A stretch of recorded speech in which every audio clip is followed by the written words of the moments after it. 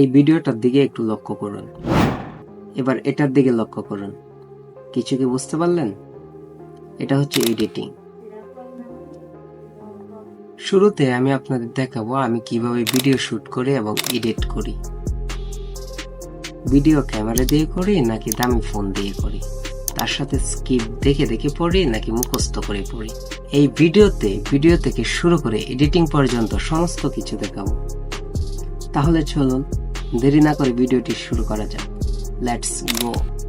অনেকেই হয়তো মনে করেন আমার কাছে তো ভালো ক্যামেরা নেই, আমার কাছে তো দামি ফোন নেই, ভালো সেটআপ নেই, তাহলে আমি কিভাবে শুরু করব? তারা এই ভিডিওটি দেখার পর মনের মধ্যে এই ধরনের সম্ভাবনাময় আর প্রশ্ন আসবে না।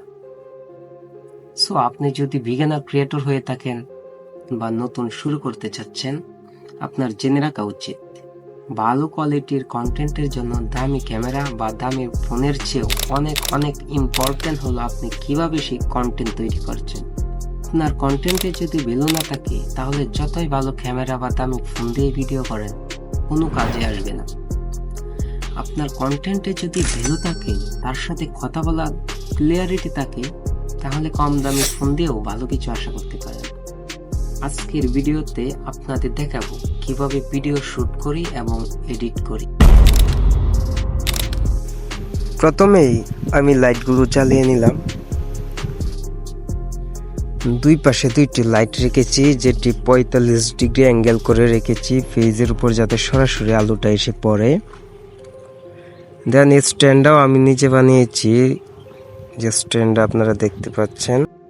আমি যেখানে বসে ভিডিও করি এর উপরেও একটা লাইট রেখেছি যাতে আলোটা সমানভাবে পড়ে। দেন পিছনে একটা গ্রিন কালারের কাপড় ব্যবহার করি, যেটা আপনারা 400-500 টাকার মধ্যেই বাজার থেকে কিনতে পেয়ে যাবেন। আর একটা ওয়্যারলেস মাইক্রোফোন ইউজ করি, যেটা K9 মডেলের, মোটামুটি ভালোই সাউন্ড দেয়, নতুন অবস্থায় চালিয়ে নেওয়ার মতো। আর এটা হচ্ছে আমার নিজের বানানো মোবাইল স্ট্যান্ড। আমি এটার মধ্যে ফোন রেখে ভিডিও শুরু করি। এটা একটা কার্টুনের রাউন্ড শেপড গড়ে ছিল, এটা দিয়ে আমি স্ট্যান্ড বানিয়ে নিলাম। বাজারে যেগুলো কিনতে পাওয়া যায় এগুলো থেকে এটা ভালো হেভি। সো ফাইনালি আমি এখানে বসেই ভিডিও শুরু করি। আর এটাই হলো আমার ভিডিও শ্যুট করার সম্পূর্ণ সেটআপ। আমি যেভাবে স্ক্রিপ্ট পড়ি, প্রথমে আমি যে বিষয় নিয়ে ভিডিও তৈরি করব সেই পুরো বিষয়টা আমার মোবাইলের নোটবুকে লিখে নেই। লেখাটা সেভ করার পরে আমি যে ক্যামেরা দিয়ে শ্যুট নেব সেই ক্যামেরাটা ওপেন করে নেই। দেন আমার ফোনে একটা সেকেন্ড পেজ ওপেন করে নেই, আর ওই সেকেন্ড পেজে নোটবুকটা ওপেন করি যাতে ওই লেখাটা আমি দেখতে পারি। আর এই লেখাটা আমি ক্যামেরার পাশে রেখেই ভিডিও শুরু করি, যাতে করে আমি লেখাটা পড়তে পারি আমার সুবিধা মতো। আপনারাও চাইলে এই টিপসটা ফলো করতে পারেন। এতে করে সুবিধা হয় যে আপনি যে বিষয় নিয়ে কথা বলবেন এই বিষয়টা আপনার মুখস্থ করা লাগছে না। আর যদি খাতায় লেখেন তাহলে একবার খাতায় তাকাবেন, একবার ফোনের স্ক্রিনে তাকাবেন, ভিডিওটা স্কিপ করা লাগবে, অনেক ঝামেলা। আর আপনারা যদি আমার দেখানো এই টিপসটা ফলো করেন তাহলে অতি সহজে এমনকি কম সময়েই আপনারা ভিডিওটা সম্পূর্ণ শেষ করতে পারবেন। এই হলো আমার স্কিপ বলার টিপস। এখন দেখাবো আমি কিভাবে এডিট করি। প্রথমে ক্যাপকাট অ্যাপসটি ওপেন করে নেব। নিউ প্রজেক্টের মাধ্যমে গ্যালারি থেকে একটা ভিডিও ইনপুট করে নিলাম। ভিডিওর অপ্রয়োজনীয় অংশটুকু কেটে ফেলব।